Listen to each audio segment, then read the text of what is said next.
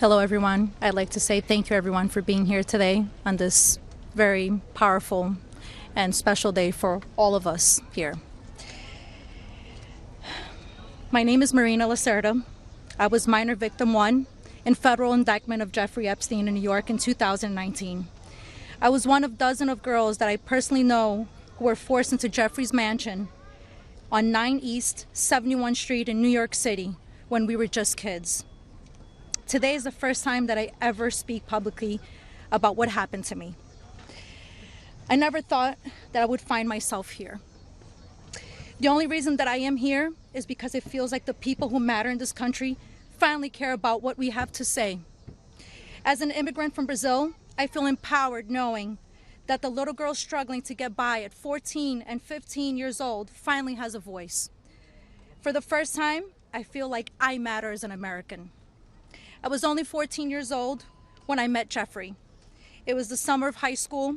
I was working 3 jobs to try to support my mom and my sister when a friend of mine in the neighborhood told me that I could make $300 to give an older guy a massage. It went from a dream job to the worst nightmare. Jeffrey assistant Leslie Groff would call me and tell me that I needed to be at the house so often that I ended up dropping out of high school before 9th grade. And I never went back. From 14 to 17 years old, I went and worked for Jeffrey instead of receiving an education.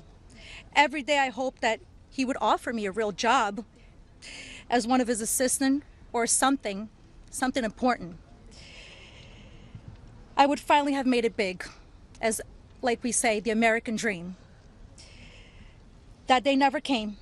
I had no way out. I was, until he finally told me that I was too old.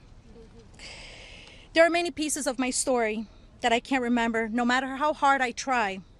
The constant state of wonder causes me so much fear and so much confusion. My therapist says that my brain is just trying to protect itself, but it's so hard to begin to heal knowing that there are people out there who know more about my abuse than I do. The worst part is that the government is still in possession right now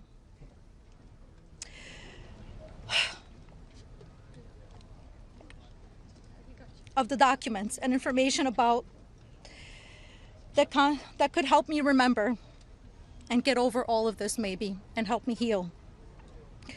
They have documents with my name on them that were confiscated from Jeffrey Epstein's house and could help me put the pieces of my own life back together. But I don't have any of it. And I know the same is true for many of these women.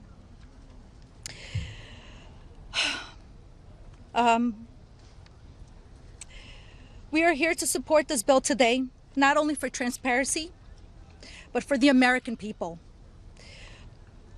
But if the government is going to release these documents to the public, describing the crimes committed by Jeffrey Epstein and others, the least that they can do is give me my documents that they have about me. The other survivors deserve the same respect from our government. While our identifying information must be redacted to the public, it is equally important to provide the victims themselves with unredacted information.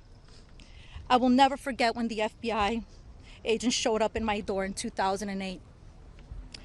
Jeffrey Epstein hired a lawyer to represent me, or more like to represent him, I'd like to say. I couldn't ask any questions, and I had no idea what was going on. I was terrified. Until today, I think most of us are still terrified. I thought somebody was going to kill me. I thought something was going to happen to my sister or my mother. It went further out to even maybe thinking something would happen in Brazil with my family. And then one day, the lawyer said that everything was just going to go away. Like nothing happened. I didn't need to testify. When I asked him why, he gave no explanation. That was it. So why? Why was I never called to testify then? We could have saved so many women. We could have saved so many lives from being abused. Why did he get away with it in 2008? Why was he able to go on in the abuse with hundreds of girls after the Florida investigation? Why didn't they let me testify to help stop him? Our government could have saved so many women, but Jeffrey Epstein was too important and those women didn't matter. Why? Well, we matter now. We are here today and we are speaking, and we are not going to stop speaking. Today, I stand here with the women who have really helped me to find the strength to come out and come forward to share my story for the very first time. Together, we are stronger than ever. While she may not be with us, Virginia Roberts, we will continue to use our voices to strengthen yours always. Thank you.